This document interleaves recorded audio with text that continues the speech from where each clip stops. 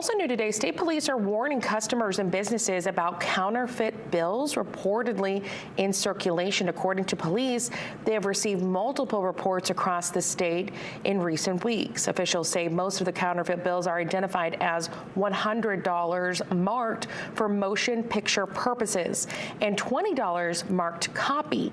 Authorities are asking everyone to check their transactions carefully, and if you suspect you have received a counterfeit bill, you should call your local authority.